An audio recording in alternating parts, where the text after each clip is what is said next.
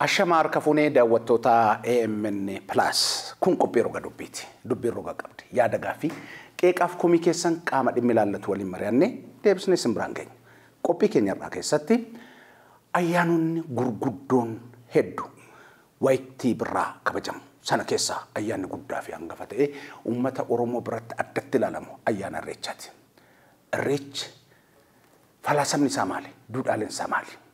Haalli ittiin kabajamu kan jedhu irratti hayyoota dhimma kana irratti barsiisaa turan kitaabolees barreessa waliin turtii taasisne simbiraan geenya. Turmaanni keessan AMN Plus waliin haa ta'u. Keessummoonni keenya har'a stuudiyoo keenyatti affeerranne hedduun keessan kan beektanii barsiisaa Wangeelaa Haayila Mikaa'el Taaddasaa Wangeela barsiisuun cinatti immoo keessumayyuu aadaa uummata Oromoo keessaa immoo Irreecha irratti yeroo baay'ee barsiisaa turanii tibban immoo kitaaba Irreecha Birqabaan jedhu haaraa barreessanii erga maxxanfamee guyyoota meeqa?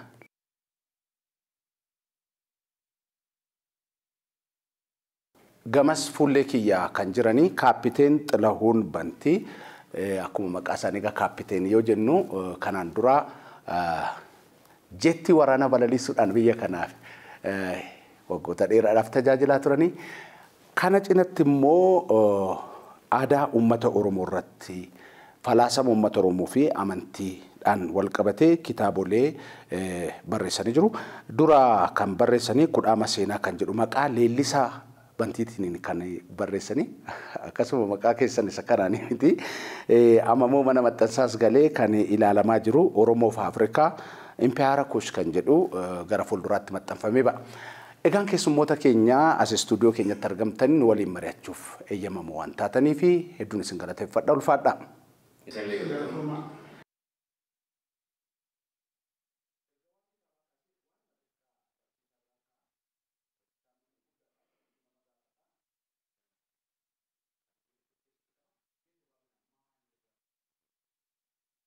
Kitaabni kuni agarsiistuu gara ifa Irreechatti namoota fudhatee deemuu danda'udha. Ayyaanota waggaa Oromoo akkuma walii galaatti ayyaanota horiitii fi ayyaanota immoo kiristaanaa waliin birqabaanii ni xiinxala. Akkasumas hiika fi immoo dhuftee Irreecha ifaan ifatti ni agarsiisa. Falmii Irreechi aadaa moo amantiidha jedhuuf deebii quubsaa ni laata. Irreechi bara haaraa Oromoo akka ta'ee fi barri haaraa Oromoo kun immoo kabajamu kan eegalu walakkeessa hagayyaarraa eegalee birraa guutuu kabajamaa akka itti fufu kan agarsiisudha. Egaa steejiiwwan yookaan boqonnaawwan sadii keessa darbuudhaan Irreechi akka kabajamu boqonnaan inni duraa boqonnaa qulqullinaati. Boqonnaan inni lammataa ammoo boqonnaa reconciliation yookaan araaraati. Boqonnaan sadaffaa renewal stage kan jedhamu malkaarratti argamanii kan itti irreeffatan boqonnaa haaromsaati jechuudha. Kanneen agarsiisuudhaaf yaalee jira. Then bishaanii fi Oromoon boqonnaa mataa isaa danda'e ta'eetu kan kitaaba kana keessatti ibsame. Achi keessatti falaasamni Afrikaa waa'ee bishaanii maal jedha? Kitaabni qulqulluu waa'ee bishaanii maal jedha? Oromoon waa'ee bishaanii maal jedha kan jedhu kaasuudhaaf yaallee jira. Akkasumas boqonnaan shanaffaan Irreecha Tulluu jedha. Inni immoo Irreecha Tulluu jalqabarraa eegalee haga xumuraatti akkamitti akka inni adeemsifamu, falaasamni Tulluu hawaasa Afrikaa biratti maal akka fakkaatu, kitaaba qulqulluu biratti maal akka fakkaatu, Oromoon Tulluu akkamitti akka inni hubatu agarsiisuudhaan xumura irratti ayyaana Irreechaa kana ayyaanota garaagaraa waliin birqabaan kan xiinxaledha. Ayyaanota garaagaraa waan jedhu Saatarnaadiyaan Awurooppaa jira, ayyaana Asheeta Afrikaa jira, ayyaana Asheeta sabaaf sablammii biyya kana keessa jiranii ni jira, ayyaana Asheeta uummata Israa'el ni jira, ayyaanonni mana kiristaanaa Ortodoksii Tawaahidoo Itoophiyaattis kabajaman ni jiru. Ayyaanota kanneen waliin birqabaan xiinxaleetu xumura kitaaba kanaa ta'a jechuudha. Ulfaadha kaapiteen isin kitaabolee sadii tokko maxxanfamee ba'ee jira. Kun immoo mana maxxansaa akka jiruu fi gulaalama akka jirudha kan odeeffannoo qabu. Gabaabumatti kitaabolee sadii gabaabsuun hin danda'amu maal irratti kan xiyyeeffatu? Gaariidha. Anis kitaaba kana kan inni barreesse 2013 akka lakkoofsa Girigooritti seenaa aadaa duudhaa fi amantii irratti xiyyeeffatanii tokkoffaan jechaadha. Kudhaama seenaa jedhama. Kudhaama jechaan isa kudhaama san qofa wanti kuusaa jechaadha. Kuusaa jechaadha. Jechuusa duriitti kan dur kan Oromoo wajjin ture jechaadha. Inni lammataa kitaaba Kudhaama Seenaa lammaffaa jedha. Inni immoo seenaa uummata Afrikaa fi Kuush Oromoo dabalatee kana agarsiisa guutumatti jechaadha. Inni sadaffaan immoo Impaayera Kuush jedha. Impaayerri Kuush immoo biyya addunyaa sadii bulchaa turanii Afrikaadhaa, Awurooppaadhaa, Eeshiyaa jechaadha. Kanatti xiyyeeffatee keessaa immoo caalattummoon kuushonni kun kuushonni warra jedhamanii kuni eessaa kaan keessa ga'uu achi keessa jira jechaadha. Hundumtuu warra gurguddoo jechaadha. Kana irratti xiyyeeffate seenaa irratti sadaffaan. Inni lammaffaan biyya alaatti maxxanfamee ture biyya keessa hin gallee yeroo isaan deemee biyya keessatti maxxanfamuu didanii inni sadaffaan immoo warra waldaa qorannoo Oromoo bira jira jechaadha. Inni lammaffaa kun aadaa fi turizimii Oromiyaa alreedii UN'tti mana maxxansaa galeera naan jedhan. Naa ulfaadhaa galatoomaa gara gaaffiif deebii keenyatti yoo ceenu waanuma isin kaastan irraan ka'a. Barsiisaa isin biraan ka'a. Irreecha birqabaan jettanii keessumayyuu amantaa kiristaanaa waliin kaastan. Irreechiif amantaaleen biroo wal simatu moo wal dhiibu? Sababni isaa namoonni tokko tokko akka waan wal dhiibutti yeroo kaasantu jira. Fakkeenyaaf ayyaanni masqalaa Oromoo mara biratti osoo hin taane amantaa kiristaanaa xiqqoo aadaatti dabalanii fooyyessanii jedhanii faa kaasu. Malee guutummaa guututti ayyaanuma Oromootii warra hin jenne jira gaaffii qabu waan ta'eef akkamitti? Kan wal dhabu yaada sammuu keenyaa fi fedhii dhuunfaa keenyaati kan wal dhabu. Namoonni fedhii dhuunfaa qabatanii too innaa adeeman waanuma waliin dhabne kana wal dhabsiisanii polarized akka inni ta'u gochuu danda'u. Gadi qabnee garuu dhimma kanarratti qorannaa ni deemsifna beekumsa dhugumatti ni oomishna yoo jenne baay'inaan wantoota wal fakkaatanidha. Amma akka fakkeenyatti amma akka gaaffitti kanatti kaaste dhimma ayyaana masqalaati. Ayyaana masqalaa gama tokkoon warri hordoftoonni amantii kiristaanaa keessattuu amantii ortodoksii xiyyeeffannaadhaan kan kabajanidha. Akkasumas immoo Oromoos ta'ee sabaaf sablammiin biyya kana keessa jiru hundi isaa xiyyeeffannaadhaan kan kabajudha. Moggaasuma maqaa isaarraayyuu ka'ee ani personally hayyoota iyyuu gaafachaa ture. Warra masqala irratti maal jechuudha hiikaan saayyuu jedhanii too barreessan jechuudha. Innaan gaafadhu maalidha kan isaan naaf kaasanii masqala moggaasni jedhu moggaasuma Oromoon durii eegaleetoo itti fayyadamaa turedha. Sabaaf sablammiin biyya kanaatis guutumaan guututti kan itti fayyadamaa jiranidha. Kanaaf Oromoon sabaaf sablammii kanneen waliin kan kabajaa turedha. Fakkeenyaaf seera Maakoobilii irratti bar masqalli waggaatti akkamitti akka kabajamuu qabu ifaan ifatti labsamee jira. Kun ayyaana Oromoo ta'uu isaa agarsiisaa jechuudha. Kana kitaaba obbo Dirribii Damisee ilaalcha Oromoo irraa isin argattan. Hayyoota garaagaraa seenaa gaafatte seericha seenaa ilaalte wanna argachuu dandeessudha. Kana jechuun akka Oromootti ayyaana masqalaa kabajuun bara Maakoobiliyyuu sirriidhumatti waan beekamaa ta'ee fi seeraan labsamaa turedha jechuudha. Maal jechuu barbaadetanii duudhaan nuti ittiin kabajnu akkaataan nuti ittiin kabajnu tarii garaagarummaa qabaachuu danda'a malee ayyaana masqalaa kabajuu wanni jedhamu ni jira.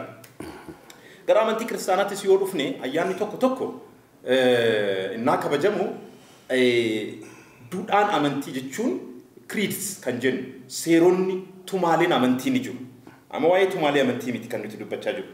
Ayyaanni kiristaanaattis ta'e ayyaanni kamiyyuu innaa kabajamu aadaadhaan kabajama malee qilleensa irratti kabajamuu hin danda'u. Amma fakkeenyaaf lafa Oromoo irratti ayyaana kiristaanaa tokko nan kabaja yoo jette aadaa Oromootiin kabaja malee aadaa maaliitiin kabajuu dandeessa? Ilaa nyaaticha nyaattu aadaa Oromoo fayyadamta. Uffaticha innaa uffattu aadaa Oromootti fayyadamta.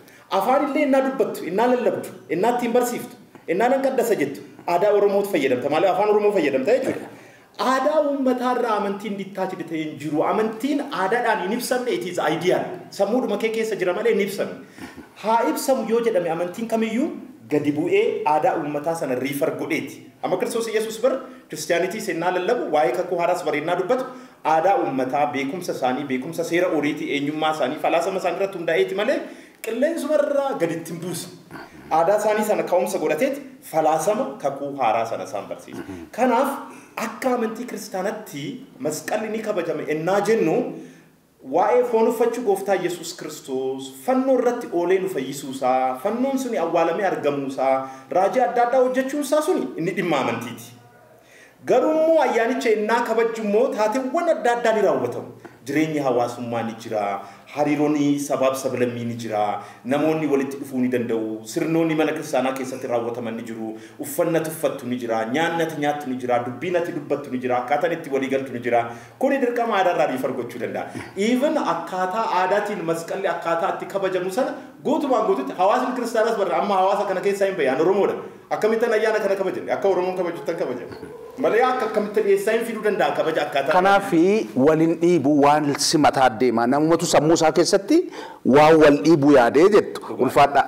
Kaapiteeni isin maal jettu gaaffii kanarratti? Gaariidha waan baay'ee buleessi koo dubbateera. waan ani yaade ayyaana birraa naan birraa mataa isaatti baree naa jedhamu ife jechaadha birraa jechuudha. Akkuma sila bilisa tuqee agayya gara calqabaa irraa kaasaa kanummoo kalandarii mataa isaa uummanni kuushu uume kanumarraa lachuuyyuu warra Awurooppaas Itoophiyaatti fayyadamtu kana jechaadha. Julius Qeesartu jijjiire malee kan duraanii warri kuush fayyadamaa Fara'oonoon itti fayyadamaa dhufan sana gaafa Roomanii Gibxi weerarte sana jijjiiran jechaadha. Isa duraanii Fara'oonoon fa'aa kuushoon itti fayyadamaa turani amata alam jedhanii yookaan bara addunyaa jecha hiika saagaa booda sirreessu amata baratii muun jedhamu dhaloota Kiristoos booda jedhanii sirreessan jechaadha. Sana booda amantii wal qabsiisanii addunyaa amma Roomaan beektu sana fudhachiisan jechaadha. Kanaafuu kalandarii kana ammallee booranitti fayyadama jechaadha. Akkamitti uumaniin egaa eenyu dheeraa qabaa abbaa dhaqee guutachi ga'ee urjiin ganamaa yookaan urjii saree yookaan balcha kan jedhe Oromooni eenyuun immoo jiin immoo baatee immoo goobantee qoncoorteedha Oromooni dukkani dursee barii bakkalcha hojii waliin baate walgita jechaadha. Suni fulbaana tokko jechaadha. Fulbaana tokkotti walgita. Yeroo hundi walgitu urjiin surmaayyuu ji'a haala mul'attu. Kan biraatu dhufa. Akkasitti sanaan urjiidhaa fi ji'a wal bira qabanii guyyaadhaa fi ji'a tolfatanii waqtii immoo biiftuu irraayi. Biiftuun gara kibbaa deemtee gara kaabaa deemte sanarraayi waqtiin arfan uume jechaadha. Kanaaf waqtiin birraa kun egaa ganna dukkana keessaa bahuu sana birraan baree jedhama.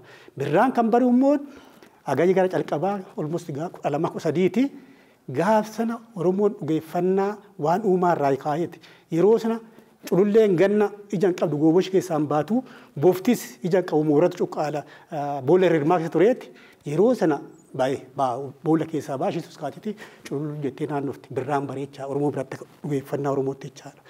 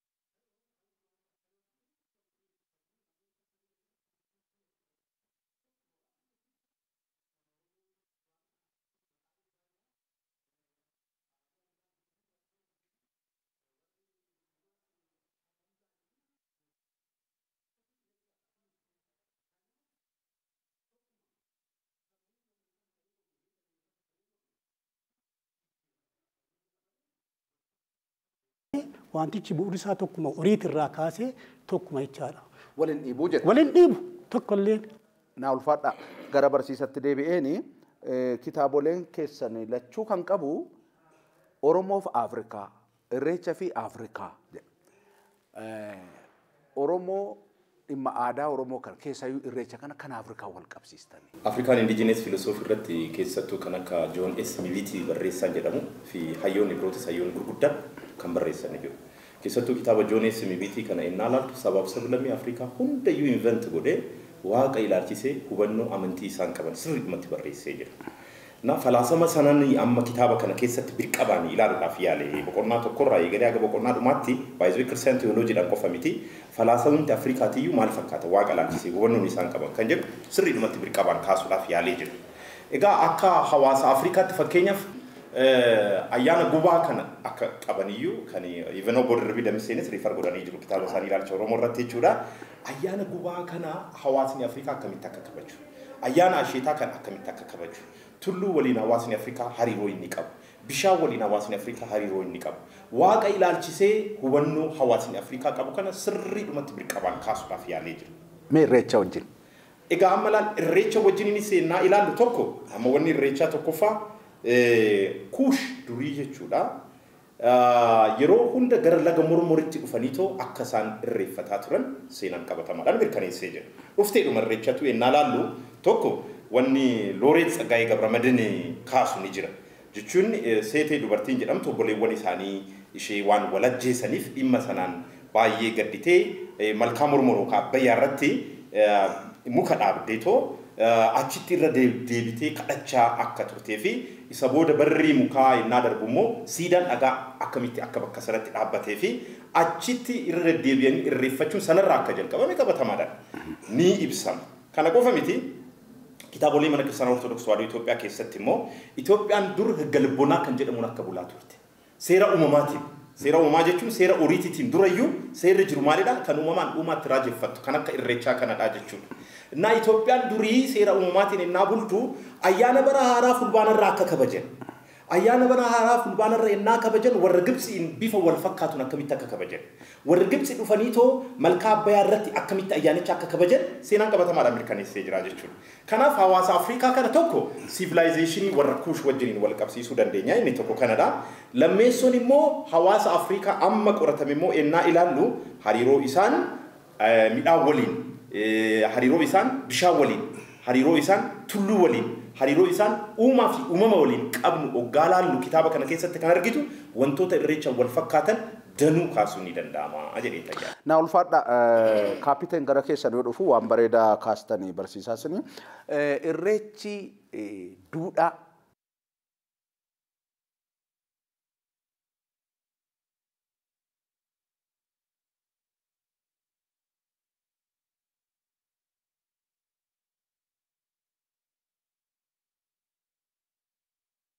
gaariidha. Ka'umsi isaa akkuma obboleessi kee jedhee durduri bakki isaa immoo bakki irreechi fi gubaan itti calqabe Nuubiyaa keessa bakka malkaa Obaa fi malkaa Guraaraa jedhamutti bakki itti calqabe jechaadha. Malkaa Guraaraa fi malkaa Obaa kun immoo Nuubiyaa Haayilaand jidduu Abbaayyi cabsee kan ba'u tulluu kana gara kaabatti kan deemu tulluun kun immoo Galaana Diimaa irraa kaasee hanga Kordoofaan ga'utti jechaadha.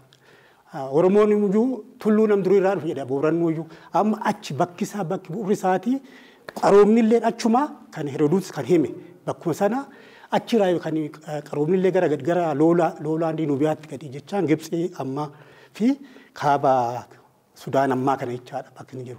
Eenyu fincaa tokkoffaa irraa kaasee fincaa jaffaatti fincaa jira amma sana jiraachaa ture jechaadha manni Kuush.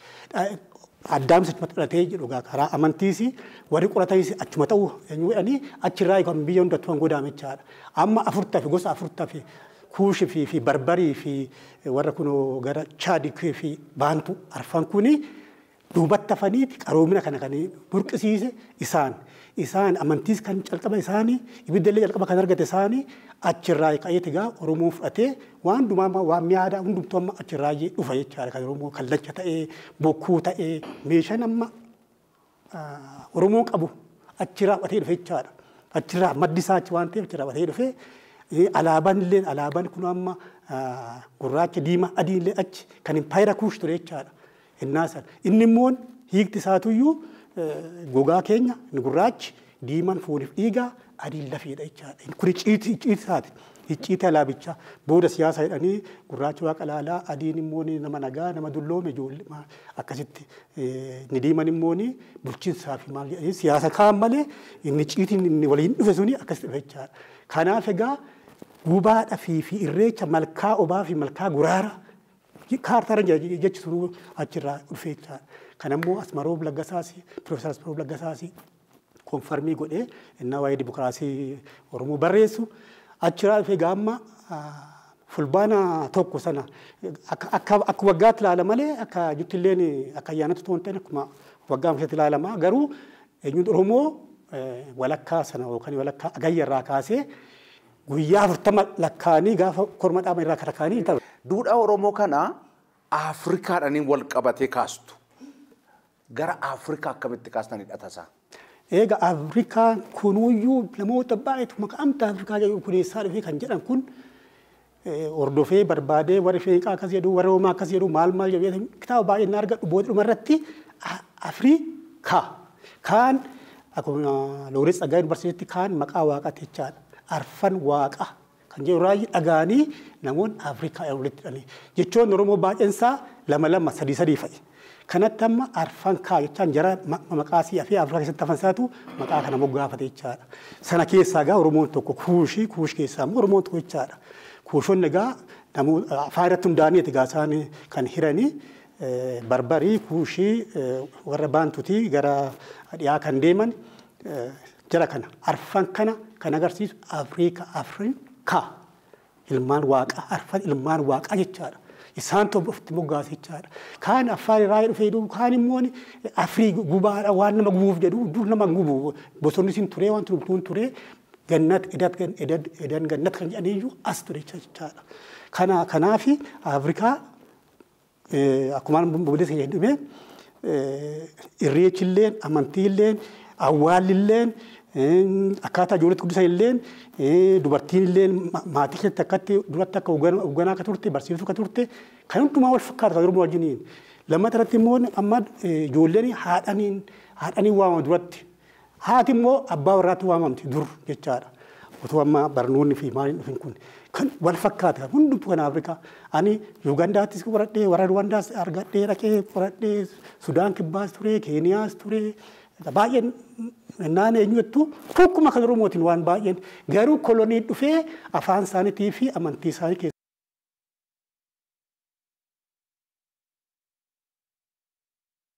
Falaasamni irreechaa duudhaan isaa maali? Irreechi dhugumatti kan addunyaa kana uumee fi addunyaa kana bulchuu fi dabarsuu danda'u waaqa jiraachuu isaa mirkaneessina ittiin dhugeeffanna jechuudha.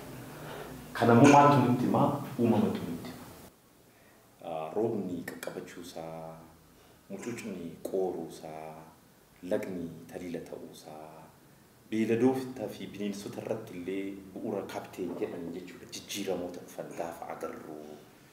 Kuni mataa isaatiin wanni addunyaa kana qajeelchaa jiru akka jiru nutti agarsiisaa jechuudha.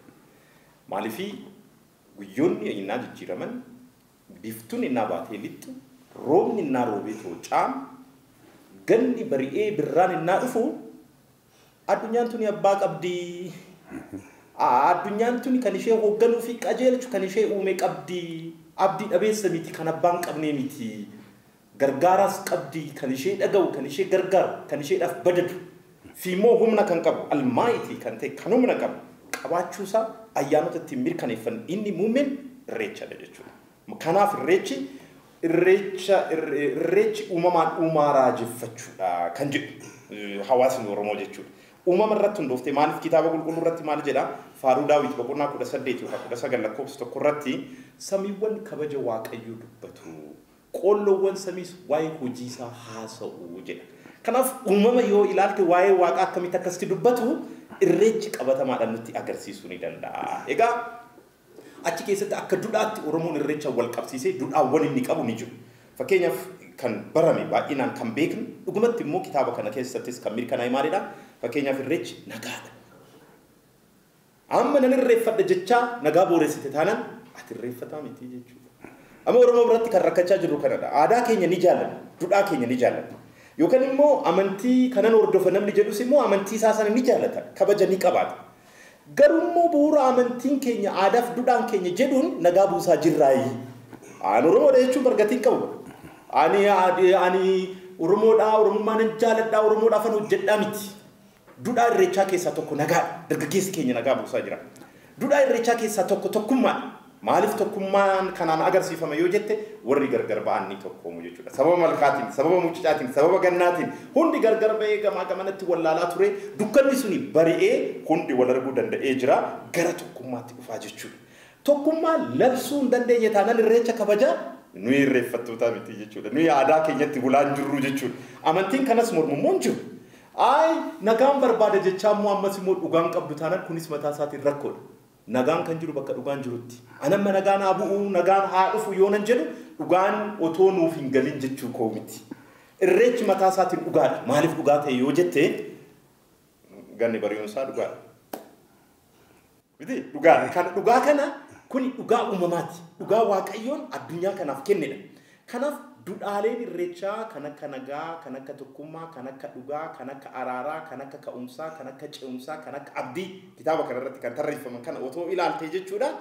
Dhugumatti aadaadhuma keenyan illee nuti wal sirreessuu ni dandeenya jechuudha. Rakkoo hawaasummaa, rakkoo siyaasaa fi siyaasa dinagdee keenya illee falaasama keenyatti hirkannee hiikkachuu otoo dandeenyu garuu falaasama gurguddaa akkanaa qabna jenna garuu ittiin bullu. Quba keenyan iyyuu tuquudhaaf yaallu.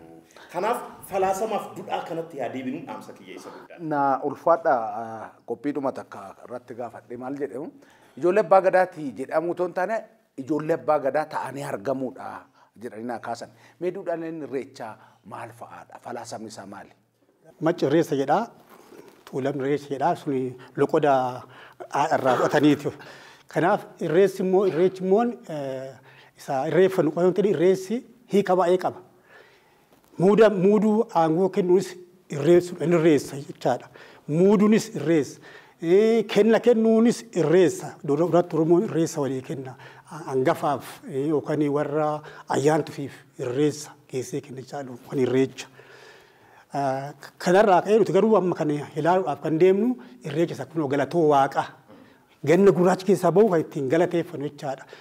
Bubbee amaa jalaa, wombireetti amaa jalaa, cabbii amaa jalaa, bakakkaa amaa jalaa bahu keenya galatoo ittiin galateeffannu jechaadha. Galatoodha. Kan galatoodha kennu jechaadha. Aadaa ittiin galateeffannu. Amantii tunte aadaa ittiin galateeffannu Waaqa ganna nu baase sana ittiin galateeffannu. Gabaabumatti jecha irreechi nama nuti amma masqala barii guyyaa loonitti loon marga gaarii dhidhuu ora dhaquu.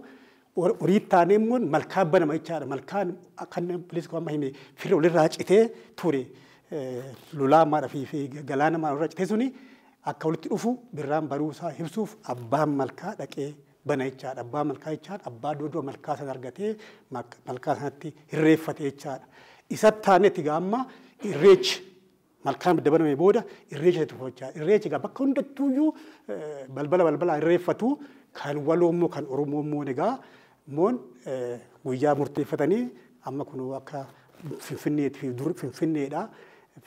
Finfinna jaan jedha booranni maalirraa akka inni dhugaa booda eenyu jenna ibsaa isaati achi immoo Bishooftu jechaadha. Kanaaf Awaash gaararraa kaasee naannoo irraa kaasee amma dhuma isaatiitti amma Oromoo irra jirutti irreecha qaba malkaa qaba jechaadha. Malkaa jechaan immoo iddoo fiigu ta'uu hin ta'in iddoo bishaan gada ciisu jechaadha. Iddoo bishaan nama miine jechaadha. Gibirratti akkasitti lageen Oromoo keessa jiru hundumarrattuuyyuu irreeffatama jechaadha. Kanaaf irreessuun immoo galatoo ganna keessaa bahuu gurraacha ifatti bahuu bakkaa jalaa bumburiitti jalaa cabbii jalaa bahuu sanaa fi firri walirraa cite walitti dhufuusaatti ittiin waa galateeffatu. Irreechi kan Oromoo qofa otoo hin taane kan kuushi durii akkasumas biyyoota Afrikaa fi darbee biyyoota addunyaa biroo keessatti bifa garaa garaatiin akka kabajamu amantaalee biroo waliin illee hidhata cimaa akka qabu ilmi namaa ilma namaati waan ta'eef waan ilmi namaa qabu waan uuman qabu waan uumaa raajeffachuu fi uumaa galateeffachuu kun walitti hidhama akka qabu kaastanii jirtu. Haalli kabaja isaa duudhaa isaa eeggatee safuu hawaasaa eeggatee akka kabajamuuf irreessa irraa immoo dinagdee uummanni akka argatu gamtaas akka cimsatu darbees illee galmee UNESCO irratti akka galmaa'uu fi maal ta'uu qabaa kan jedhu dhaamsa keessan. Egaa inni guddaan duraan dursee waa'eedhuma irreechatiyyuu hubachuun baay'ee barbaachisaadha. Sababni inni itti kitaaba kana barreesseefiyyuu inni tokko kanadha. Waa'eedhuma irreechatiyyuu ni beekna jedhee of gaafachuu jalqaba. Kanaaf gattaa'ee dubbisuu fi namoota gaafachuu yennaan eegalu wanta nu badhe kana immoo namoonni yoo hubatanii sirriidhumatti irreechi duudhaa isaa eeggateetu akka inni kabajamu gochuu ni danda'a. Sababa irreechatiinis wal dhabuudhaa mannaa inumaayyuu irra caalatti jaalalaa fi tokkummaa gonfachuu ni danda'ama yaada jedhuun qabaa jechuudha. Kanaaf irreechi duudhaa isaa eeggateetu akka kabajamu falaasama irreechaa sirriitti hubachuun baay'ee barbaachisaadha jedhee tayyaadha. Tokko irreecha kabajuudhaaf baay'ee wantoota barbaachisan kan tumaman keessaa inni tokko araara buusuudha. Seejii sadii keessa darbaa jechuudha Oromoon irreecha kabajuudhaaf. Irreechi jechuun guyyaadhuma tokkotti kan kabajamee xumuramuu miti waliin jenneerra. Walakkeessaa gayyaarraa eegalee ayyaanota birraa jedhamu, ayyaanni taaboree jira, ayyaanni mucucoo jira, ayyaanni ilillii shamarranii jira, ateetiin fulbaanaa ni jira. Isa booda even masqalli waggaa haaraa manatti kabajamu ta'eetu irreechi immoo addababayii irratti walitti dhufuudhaan kan kabajamudha. Kanaaf kana yoo ta'e irreecha innaa kabajnu steejiiwwan keessa dabarru kana keessatti qulqullaa'uun barbaachisaadha jechuudha. Purification stage qaama qalbiidhaan qulqullaa'uu qabda. Callisanii irreecha irreeffachuun hin danda'amu. Qaama qalbiidhaan qulqullaa'uu jechuun qaamni kee qulqullaa'uu qaba, uffanni kee qulqullaa'uu qaba. Guyyoota 5 barri laga bu'anii to barri sirni ittiin dhiqannaa raawwatan akka jiran qabatamaadhaan argaa guddannee jirras hayyoon akka Dr. Gammachuu faanis kitaabolee isaaniitti irratti ibsanii jiru. Kan ogummaadhaan guyyoota 9 irreecha dura akka soomamuyyuu kun hundi bar qulqullaa'uudhaaf qalbiidhaan qulqullaa'uudhaaf kan si ajaa'ibu jechuudha. Akkaataa kanaan qophaa'anii kana qofa miti araara buusu. Duudhaa isaa eeggatee irreecha kabajamu yoo jedhame kan wallolee araaramuu qaba. Nagaa buusuu qaba. Otoo duudhaa isaa hin kabajin immoo irreechi nuti kabajnu galata qulqulluun ta'uu hin danda'u. Galanni waaqni jaalatu galata qaamaa qalbiidhaan uffataan waa hundaan jechaan adeemsaan qulqullaa'anii galata galchanidha. Haaluma irreecha wal fakkaatuun fakkeenyaaf Booranni immoo dhibaayyuu jedheetoo ni kabaja. Bara haaraa Booranaati. Dhibaayyuu irrattis kan raawwatamu kana qulqullinaan even warri sirnicha raawwatan wal qunnamtiidhuma saalatiyyuu otoo hin raawwatin of eeggannaadhaan qulqullinaan sirni dhibaayyuu sana raawwatu kan si ajaa'ibu jechuudha. So ani waliin ani barbaadu inni guddaan duudhaasaa ganamaa innaan aan jettu qulqullinni nu bira ni jiraayi moo miira qofaadha. Araarri nu bira ni jiraayi dhugaan nu bira ni jiraayi moo fakkeessuu qofaadha. Moo yaaduma keenya wacaa jirra sirrii dhumatti of ilaaluu qaba. Kanaaf kan of ilaaluudhaaf hubannoon baay'ee barbaachisaadha. Amma miidiyaadhaan wanni amma isin hojjechaa jirtan hojii guddaadha. Kana ol sirrii dhumatti full picture irreechaa bifa agarsiisuu danda'uun qorannoowwan adda addaa sirrii dhumatti dhiyaachuu qabu. Waa'ee UNESCOtti galmeessuutti kanatti manaa kaasaa jirtu. Noo dura sammuu keenya keessatti galmaa'ume irreechi nuyyuu barbaasaa jirra bara mata duree adda addaatiin kaan amantiidhaan walitti bu'aa kaan dhuunfaan hin dhufinaa nuun jedhanii jiru kana booda dhufnu maal jedhee irreecha cilaatti dibaa jira. Garuu qabatamaadhaan kan barbaachisu duudhaasaa eeganii tokko kabajuudhaaf abbootiin keenya akkamitti kabaju? Warri keenya akkamitti kabajaa turanii? Isa kabajuun dirqamadha. Waliigalaa jira miti. Akkaataa kanaan yoo yaadne sammuu keenya keessatti irreechi ni barreeffama. Gaafa sana immoo dhawaata UNESCOttis galmeessu dhalootaafis ceesisuu ni danda'ama jedhee nama. Egaa barsiisaan sirriitti tuttuqeera. Dura irreeffatiin tura nagaa walii qabaachuu qaba jechatu jira. Isin hundi walii faatiidhaa walii nagaadhaa otoo irreeffatiin dura jedhamee gaafata dura otoo dhaqanii irreeffatiin dura jechaadha. Walii faatiidhaa jecha walii qulqulluu walii nagaa araaramtanii kan jedhu sana mirkaneessanii sana booda dhaqanii irreeffatu malee otoo walii faatiin ta'in faatii waaqaa jedhamu faatii waaqoo jedhama otoo sana mirkaneessin hin irreeffatamu innuu sirriitti ibseera. Lamata deebi'ee immoo akkuma bulisoo jedhe amma Booranni amma irreecha irreeffatama kana awwaala abbaatti irreeffanna malee inni sun ganna keessa waan namaa jala darbuudhaaf ulluuqoo jedhama. Ulluuqootu jira. Ulluuqoo gaa jaatanii mataa isaa qabaa waa tolchaniiti maatiin fi horiin dhuftuu keessa darba jechaadha. Waan namaa jala darbu ulluuqoo kabaja Booranni amma akka irreechaatti jechaadha. Durattis ammas. Egaa akkuma jedhee kan immoo UNESCOtti galmeessuudhaaf caalatti immoo amma dinagdee dhayyuumoon fakkeenyaaf amma miliyoona 10 dhufaa miliyoona 10 koo bishaan bitatee Finfinnee irraa galii guddaadha jechaadha. Mootummaas gibira galcha jechaadha. Turizimii immoo kun akkatti miidhagsee kun jedhe of qulqulleessanii bareechanii nagaadhaan innaa irreeffatanii turizimiin faranjoonni kana arganiiru immoo kana duraayyuu immoo arganiiru. Turee duraayyuu dhufanii BBC fa'aa feerree duraan tureera waggaa 30 duraa.